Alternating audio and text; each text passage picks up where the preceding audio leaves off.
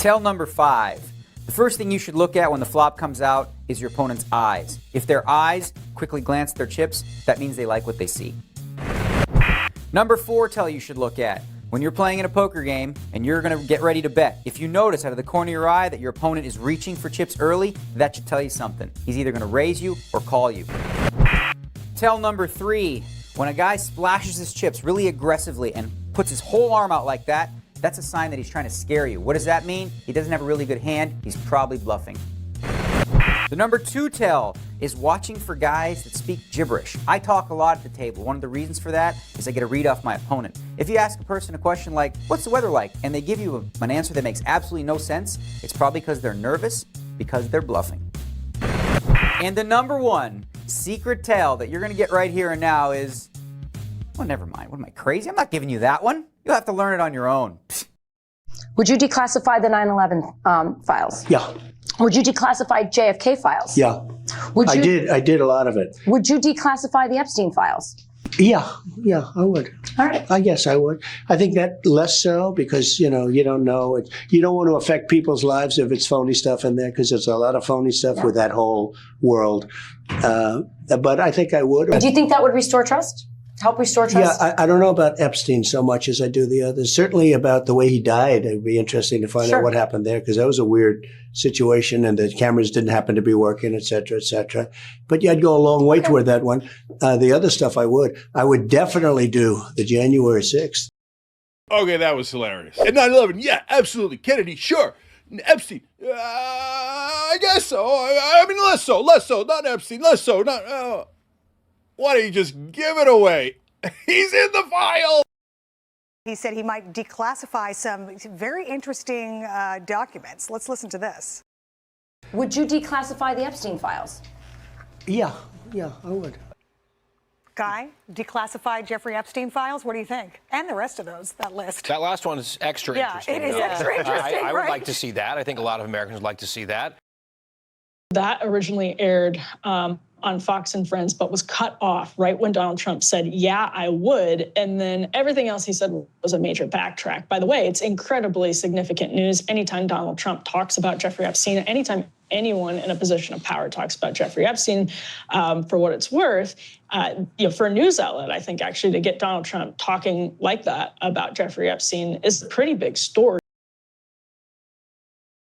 So how do you end a documentary that did a deep dive into the friendship between the world's 2 most famous pedophiles? You can't really. There is no way to just wrap it up. We have just completed a 90-minute journey that gave witness to a grotesque sublevel of the human experience that we're just not equipped to process. So we'll end this journey with a simple comparison. We'll compare the sworn statements of 2 extraordinary women made under oath under the threat of perjury and physical harm with the provably false statements of a known pathological liar.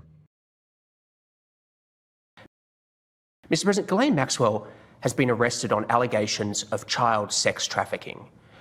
Why would you wish such a person well? First of all, I don't know that, but I do know that. She has. She's been arrested for that.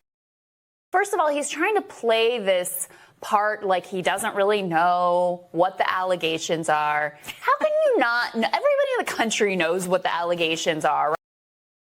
Donald Trump was asked about the prince. I don't know Prince Andrew. I don't know Prince Andrew. I don't know Prince Andrew. I don't know Prince Andrew. I don't know Prince Andrew. I don't know Prince Andrew. I don't know Prince Andrew. I don't know Prince Andrew. I don't know Prince Andrew. I don't know Prince Andrew. But it's a tough story. It's a very tough story. I don't know him. No. But after those comments, photos of Trump were being circulated online, including some showing Trump and his then-girlfriend Melania with the prince and Epstein at the same Mar-a-Lago event almost 20 years ago. And these photos from the Duke of York's Twitter page show Trump and the prince together in June of this year.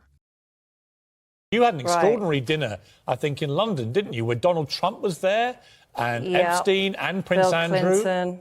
And Bill Yeah, Clinton. Bill Clinton as well. So the small dinner party, and you're did. sitting there with all these extraordinary people. I was never on Epstein's plane or at his stupid island. There is plenty of hard evidence that he rode on Epstein's plane, and not just one time, 7 times, at least 7 times. I was not a fan of Jeffrey Epstein, and you watched people yesterday saying that I threw him out of a club. I didn't want anything to do with him. That was many, many years ago. It shows you one thing, that I have good taste, okay?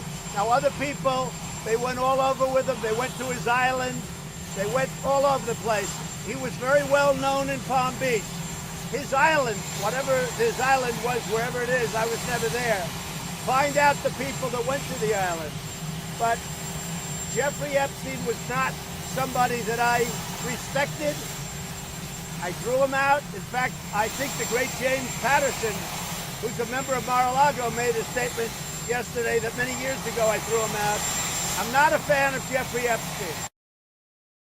I personally witnessed Mr. Trump physically threaten the life of the plaintiff. If she ever revealed any details of the physical and sexual abuse suffered by her at the hands of Mr. Trump, I swear to these facts under penalty of perjury, even though I fully understand that the life of myself and my family is now in grave danger. I declare under penalty of perjury that the foregoing is true and correct. Immediately following this rape, Defendant Trump threatened me that, were I ever to reveal any of the details of Defendant Trump's sexual and physical abuse of me, my family and I would be physically harmed if not killed. I declare under penalty of perjury that the foregoing is true and correct.